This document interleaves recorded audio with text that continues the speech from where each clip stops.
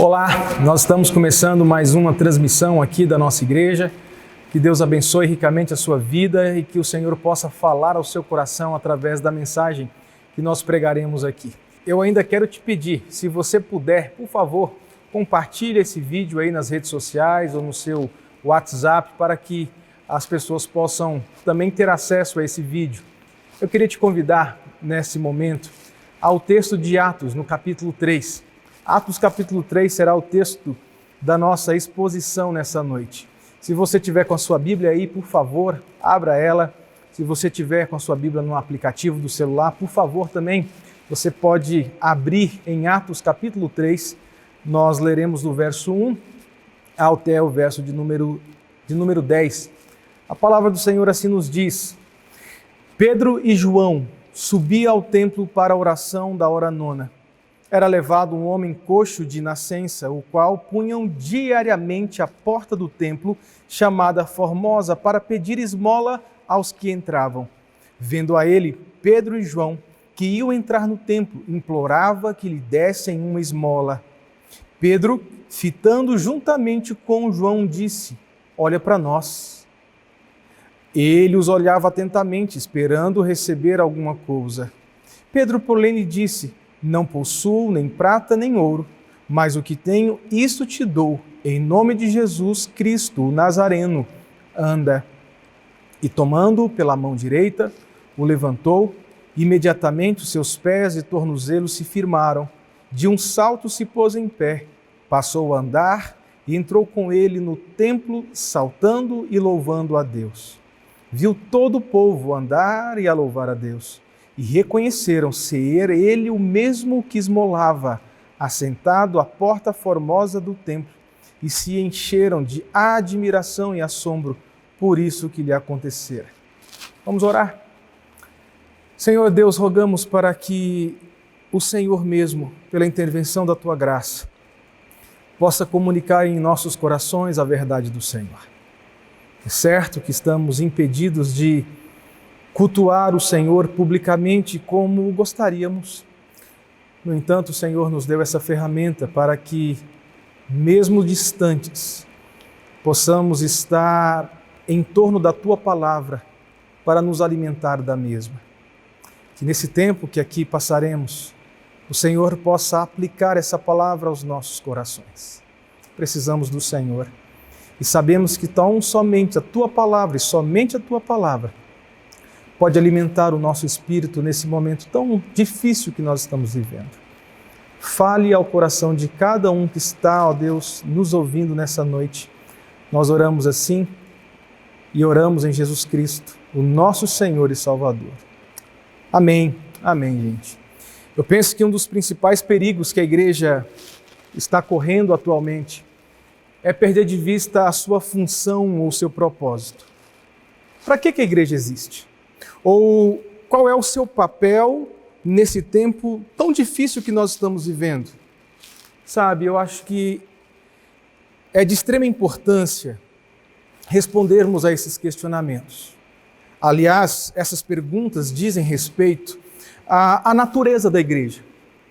Essas perguntas dizem respeito à função e ao propósito da Igreja de Jesus Cristo em nossos dias. Lembre-se de uma coisa: essa pandemia não pode afetar o senso de missão da igreja. Sim, eu sei, os templos estão fechados, mas a igreja, ela continua em sua missão.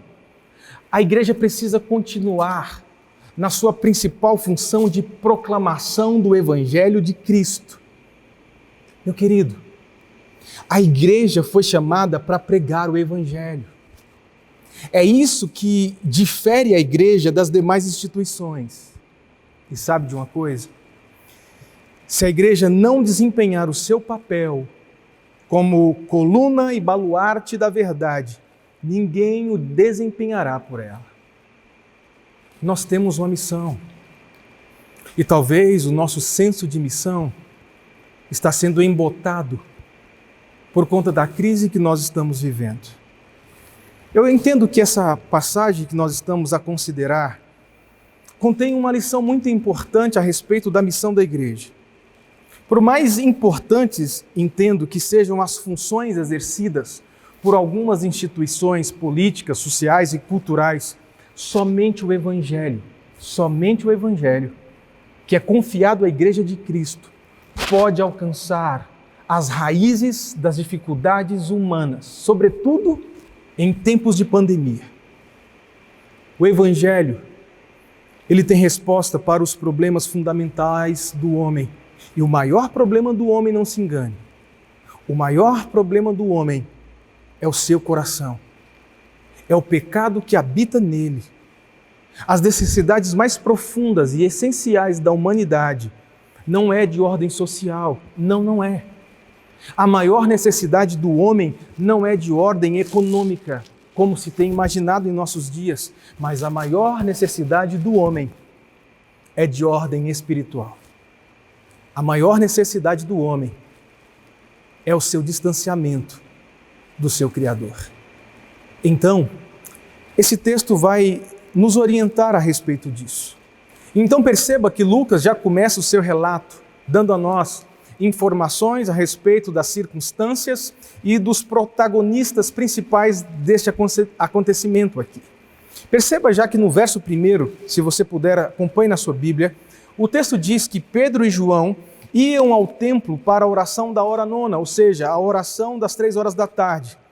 Você tem que perceber que muitos discípulos, mesmo convertidos ao cristianismo, eles ainda não tinham abandonado algumas práticas judaicas. Eles eram judeus, foram convertidos ao cristianismo, mas algumas práticas judaicas ainda faziam parte dos hábitos daqueles discípulos. E uma dessas práticas era a oração no templo em horas muito estipuladas.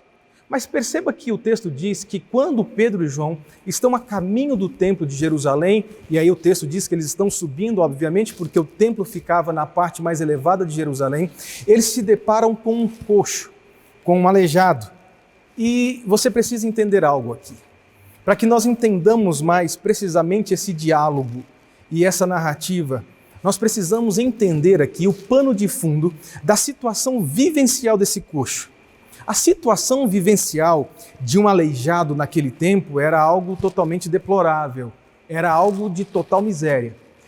Perceba que a deficiência desse homem aqui não era uma deficiência que ele contraiu ao longo da sua vida, não, ele era um deficiente de nascença, o texto diz assim para nós.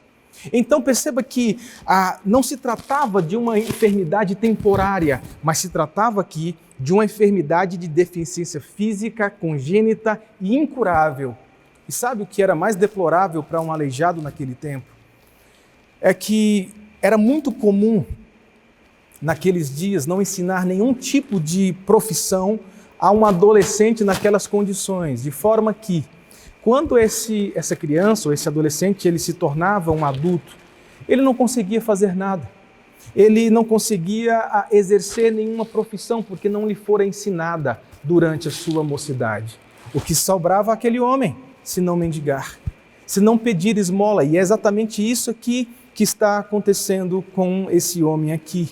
E ele era tão marginalizado que nem mesmo conseguia ir até o templo para pedir esmola, mas alguns estudiosos vão dizer que alguns parentes ou amigos levavam aquele coxo para estar ali numa região muito estratégica daquele caminho.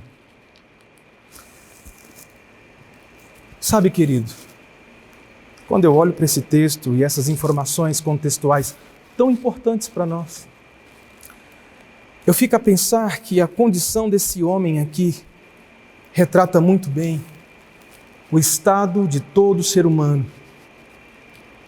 que vem ao mundo paralisado pelo seu pecado, que vem ao mundo sem qualquer tipo de expectativa de alterar a sua condição, a não ser pela intervenção da graça soberana de Deus. E esse texto vai ensinar para nós algumas orientações muito práticas a respeito da missão da igreja.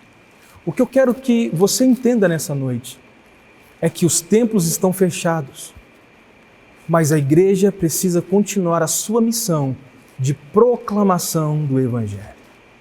Então, diante desse cenário, diante dessa circunstância vivencial, tanto dos discípulos de Jesus como desse coxo, nós temos agora o pano de fundo para entender o que Jesus fez na vida daquele homem e o que Jesus faz na vida dos seres humanos nos nossos dias. A primeira coisa que esse texto nos ensina é que em tempo de pandemia, a igreja precisa continuar oferecendo Cristo como a solução para o problema do ser humano. Me permita repetir. Em tempo de pandemia, a igreja precisa continuar oferecendo Jesus Cristo como a solução para o problema do homem. É exatamente isso que o texto está descrevendo aqui a partir do verso 6. O principal problema não é a Covid-19. O principal problema não é a quarentena, que está deixando o povo assolado psiquicamente. O principal problema não é econômico. O principal problema não é o desemprego que está aí já vindo por aí. Não, não é. O principal problema que nós enfrentamos é o distanciamento da criatura do seu Criador. Da mesma forma, o principal problema daquele homem, daquele aleijado ali, não era a sua enfermidade física. O maior problema daquele homem ali era a sua enfermidade de espírito. Era o seu coração distante do seu Criador. Este era o principal problema daquele homem ali. E o texto mostra para nós algo maravilhoso. Pedro, então, subindo com João para orar, às 3h no templo de Jerusalém, a caminho desse templo, se depara com aquele homem prostrado pelo caminho. Diz o verso 4 da sua Bíblia, se você puder, por favor, acompanhe, que Pedro fitou ou olhou fixamente para aquele homem, junto com João, e disse: olha para nós. Eu acho interessante isso aqui. Eu acho interessante porque nós entendemos aqui que os discípulos reconhecem a necessidade daquele coxo. Pedro e João foram aqueles que estabeleceram o primeiro contato. Foi aqueles que estabeleceram o primeiro diálogo com aquele desacreditado. Foi aqueles que estabeleceram a primeira conversa com aquele marginalizado, socialmente falando. Aquele homem sem esperança. E se você continuar aí no contexto posterior ao texto que estamos analisando, no verso 22 do capítulo 4, você verá que havia mais de 40 anos que aquele homem estava naquelas condições. E aí você pode imaginar o que aquele homem vivia no seu interior. Marginalizado pela sociedade, desacreditado por todos, sem esperança, porque há 40 anos ele vivia naquelas condições. Mas um dia, dois homens de Deus se depararam com ele. E o diálogo então continua.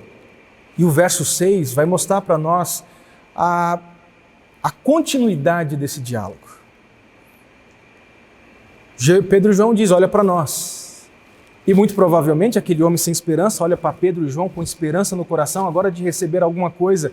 Mas logo as palavras de Pedro e de João vão trazer tristeza novamente ao coração, porque ele esperaria receber alguma esmola, mas Pedro e João dizem assim: não, nós não temos dinheiro, nós não possuímos nem prata nem ouro.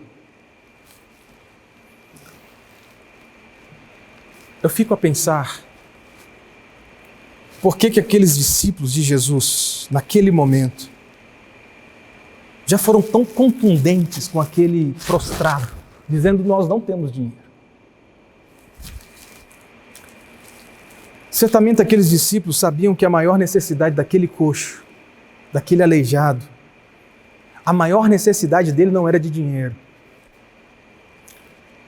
A maior necessidade daquele homem aleijado ali era de algo muito maior.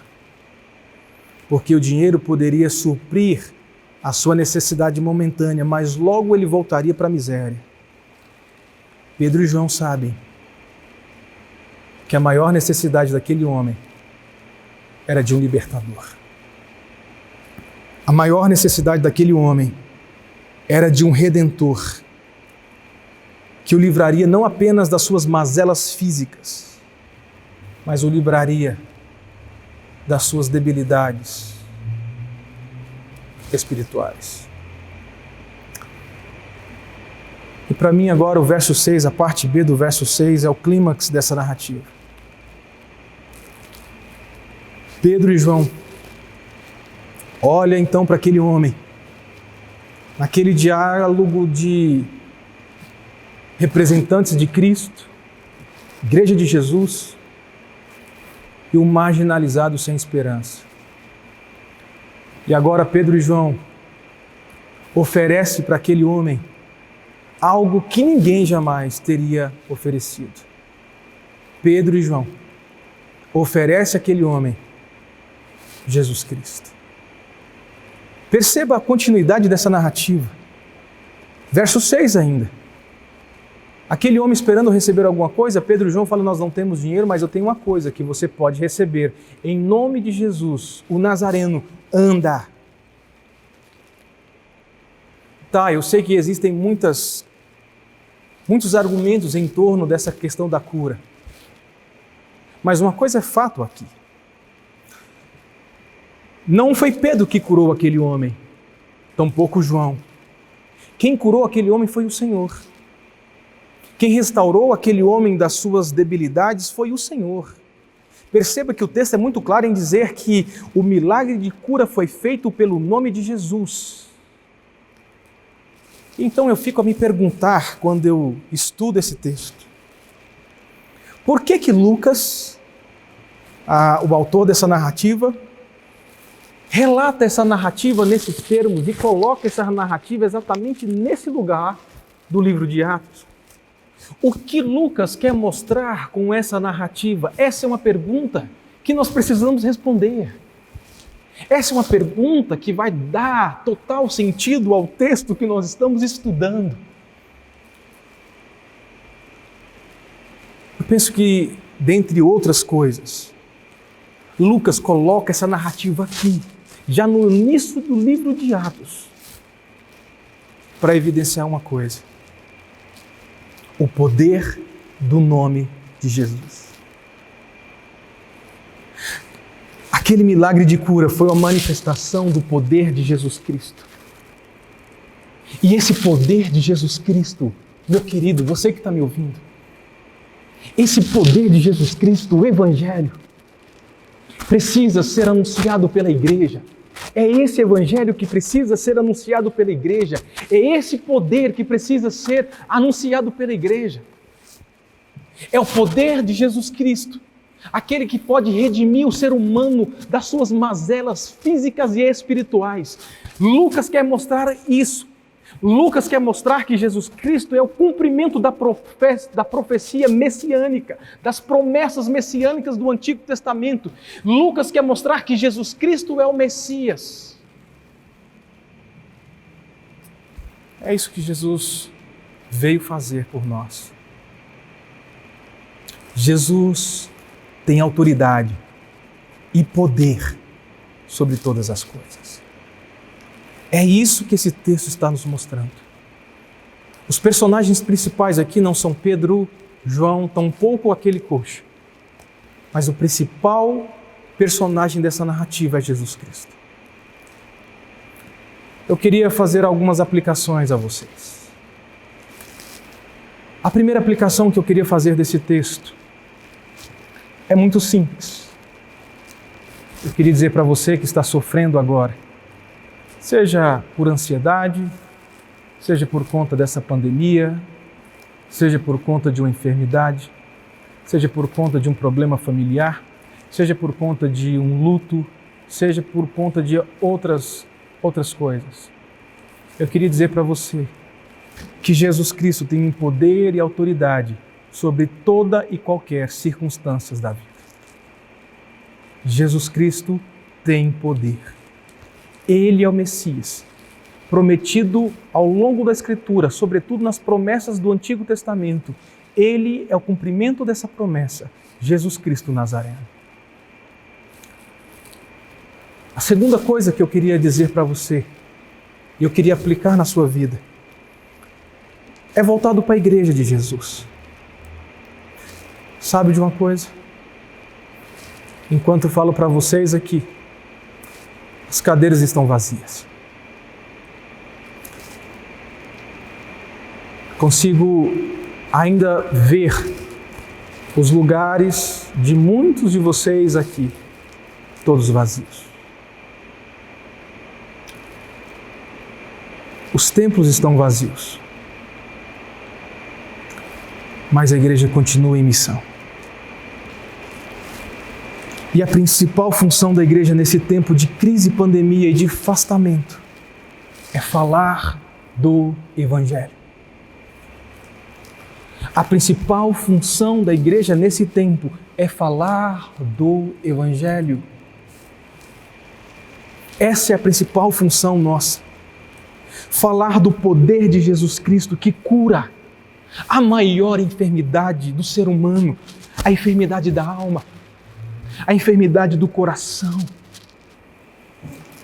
O maior problema não é um problema de ordem, de saúde, como eu tenho dito.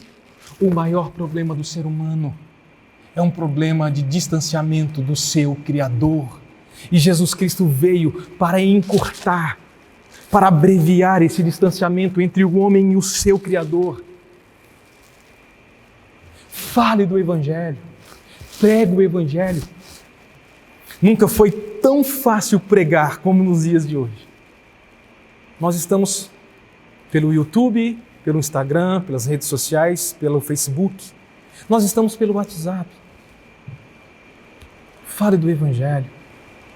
Use os meios lícitos que você tem como instrumento para você falar do Evangelho. Eu queria dar uma terceira aplicação desse texto para você que me ouve e me assiste. Nesse tempo de pandemia, eu penso que a igreja precisa exercer o seu papel e ministério de misericórdia. Eu quero repetir isso. Nesse tempo de pandemia e de crise, a igreja precisa exercer o seu papel de misericórdia. Essa é a ênfase que foi dada ao texto. Se você perceber, os discípulos de Jesus aqui reconhecem a necessidade daquele homem já de imediato. O texto fala que os discípulos não passam adiante quando vê a miséria daquele homem. Pelo contrário, aqueles homens fitam os olhos na necessidade daquele coxo. Aqueles homens olham, percebem, interagem, dialogam com o desacreditado, dialogam com o sem esperança. E esse texto muito me ensina. Me ensina a respeito da necessidade que tenho como igreja de identificar também as necessidades básicas dos menos favorecidos. Esse texto nos ensina isso. E me permita aqui dar algumas orientações de ordem prática para você. Por favor, não me leve a mal, mas eu queria falar com você que pode fazer isso aqui que eu vou descrever. Meu querido irmão e amigo, é tempo de exercer misericórdia. Se você puder, pague a sua diarista. Mesmo ela não ir na sua casa fazer o serviço que ela deveria fazer ou precisaria fazer, pague ela. Se você puder, ajude ela. Talvez ela não tenha recurso porque todas as coisas estão paradas. Talvez ela não tenha recurso porque não está trabalhando. Você é povo de Deus. Nós precisamos reconhecer as necessidades daqueles menos favorecidos nesse tempo de crise. Isso também é a manifestação do Evangelho. Se você puder, pague o talão de água, de energia, do pai de família que perdeu o emprego e que você sabe que ele perdeu o emprego. Ele não tem condições. Se você puder, faça isso. É a misericórdia do povo de Deus. Se você puder, compre remédio para a viúva pobre, que não tem condições de ter os seus remédios em dias agora por causa dessa crise. Se você puder, Compre a fralda daquela mãe solteira que está desempregada. A igreja precisa olhar com misericórdia para os necessitados do nosso tempo. Esse texto nos ensina ainda uma segunda verdade, eu queria considerar com você caminhando para o final. A segunda verdade que esse texto me ensina é que em tempo de pandemia, a igreja, precisa continuar crendo no poder do Evangelho. Em tempo de pandemia, a igreja precisa continuar crendo no poder do Evangelho. E perceba comigo, por favor, a estrutura dessa narrativa. Agora, a partir do verso 7 até o verso de número 10, Lucas registra aqui os resultados da cura daquele paralítico. Se você perceber, do verso 1 ao verso 6, Lucas vai relatar o diálogo e o ato de cura, o milagre em si efetuado naquele homem. Agora, do verso 7 a 10, Lucas vai se deter a falar dos resultados daquela cura, daquele milagre. E o texto diz já de pronto que, após ser curado, aquele homem acompanhou os apóstolos até o templo. E diz o verso de número 8 que ele louvava o Senhor, ele louvava a Deus. E eu percebo algo aqui no nosso contexto, eu preciso considerar com você. Se você continuar ainda no contexto posterior ao texto em análise, o verso 16 do capítulo 3, você perceberá que Pedro declara em sua pregação que a cura daquele paralítico expressava fé em Cristo. Perceba comigo o texto que diz assim, capítulo 3, verso 16, pela fé em nome de Jesus, é que esse mesmo nome fortaleceu a este homem que agora vedes e reconheceis. Sim, a fé que vem por meio de Jesus deu a este saúde perfeita na presença de todos vós. A cura desse paralítico indica algumas coisas a respeito do Evangelho. Sabe, isso enche o meu coração. A primeira coisa que esse texto aqui indica a respeito do Evangelho é que o Evangelho, ele dá dignidade pessoal ao ser humano. Esse homem pôde agora experimentar da sua dignidade social após ser curado. Após receber o ato de cura através do nome de Cristo, agora esse homem pôde andar, esse homem agora pôde trabalhar, esse homem agora pôde alcançar o seu sustento de forma digna, ele não precisa agora ir esmolar a porta do templo. Segunda coisa que esse texto me ensina a respeito do Evangelho é que o Evangelho restaura a alma do pecador. Que maravilha isso! Nós podemos inferir aqui, eu estou ombreado aqui em alguns estudiosos que acham que nós podemos inferir com segurança que esse homem creu no Senhor Jesus Cristo, creu na graça salvadora de Cristo e se arrependeu dos seus pecados e foi salvo em Jesus Cristo. Sabe por quê? Porque somente o Evangelho pode fazer isso. Somente o Evangelho pode salvar a alma do pecador da ira eterna do inferno. E uma terceira lição que esse texto me ensina, essa segunda metade do texto a respeito do Evangelho, é que o Evangelho impacta a vida das pessoas. Glória a Deus por isso. Se você ler o texto de forma mais atenta, perceberá já que no verso de número 10, o texto diz para nós que as pessoas que estavam ali circundando aquele espaço, diz o texto que eles encheram de admiração por aquilo que acontecera. Sabe por quê? Porque o Evangelho impacta a vida das pessoas. Perceba algo. O texto não está dizendo que aquelas pessoas que estavam ali ao redor foram convertidas. Não, o texto não fala isso. Mas o texto fala que elas ficaram impressionadas com aquilo que acabara de acontecer. Eu quero caminhar para a conclusão desse texto, dizendo algo para você. O milagre relatado nesse texto aqui é um sinal de autoridade e de poder de Jesus Cristo, nosso Senhor. Os sinais realizados pelos apóstolos, discípulos de Jesus aqui, funcionam como uma proclamação do poder e da soberania do nosso Cristo. Jesus tem poder e autoridade sobre toda e qualquer circunstância da nossa vida. Não existe nenhum tipo de situação e circunstância que você que está me ouvindo, está vivendo, que Jesus não tenha poder sobre ela. Eu quero terminar com duas aplicações aqui de forma prática para vocês.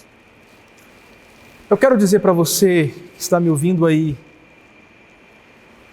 que a melhor forma da igreja fazer diferença nesse tempo de crise é pregando o Evangelho integral. Pregando o Evangelho integral.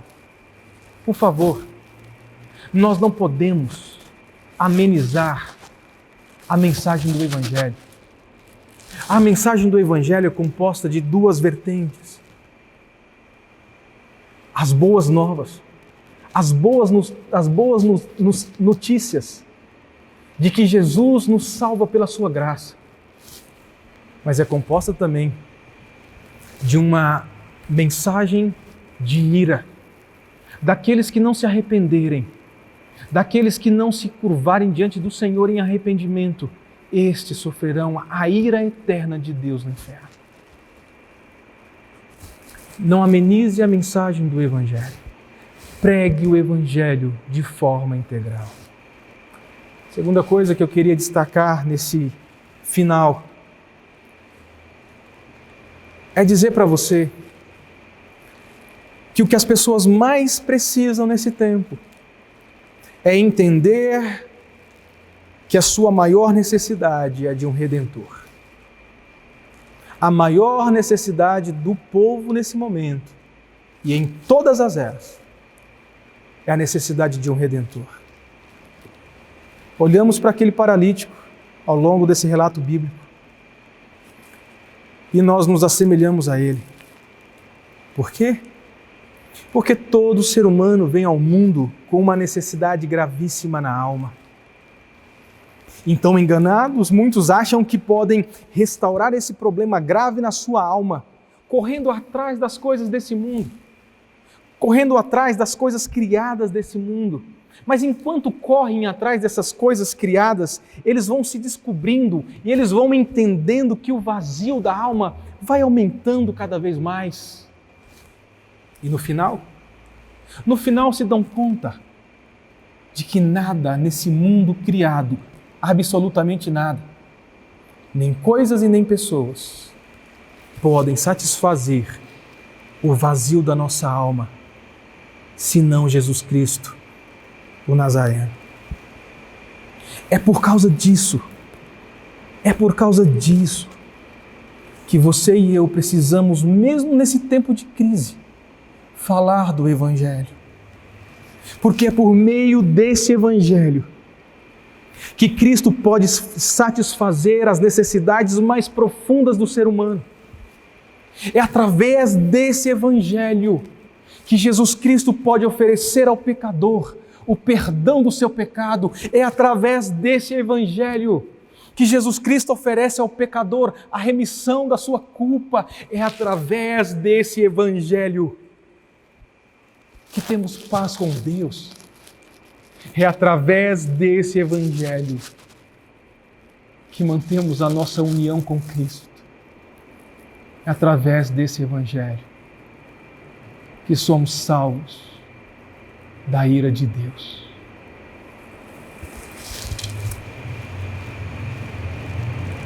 E somente a igreja foi confiada essa mensagem. Nós não podemos esperar que outras instituições que muito fazem socialmente, culturalmente, politicamente pelo nosso país, nós não podemos esperar deles a pregação dessa mensagem, porque essa mensagem foi confiada à igreja. Portanto,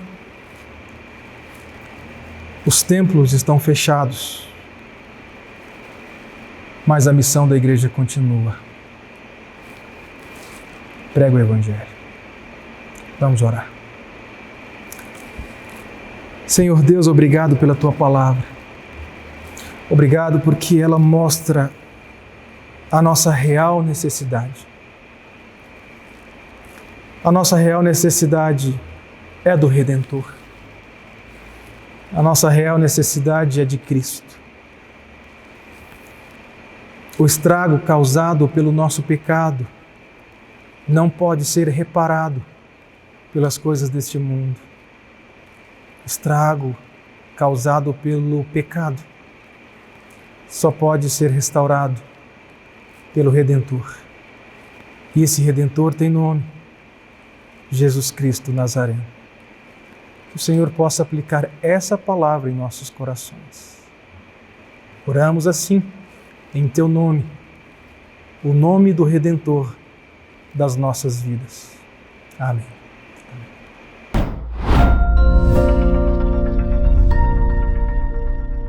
Boa noite. As nossas atividades presenciais se encontram suspensas em atendimento às autoridades e também por zelo à nossa comunidade. Mas você pode trazer os seus dízimos e as suas ofertas no escritório da Segunda Igreja, que estará em funcionamento no horário comercial. Para sua comodidade, você também pode fazer a oferta e a devolução dos seus dízimos por depósito bancário ou transferência. Lembre-se, através do seu dízimo, é possível fazer a manutenção da igreja e também assistir a algumas famílias que são suportadas pela igreja. Esse período está sendo muito complicado e demandará esforço de todos nós. Siga-nos nas redes sociais, curta o vídeo, se inscreva no canal e ative as notificações, porque todas as vezes que nós postarmos conteúdos, você receberá notificações.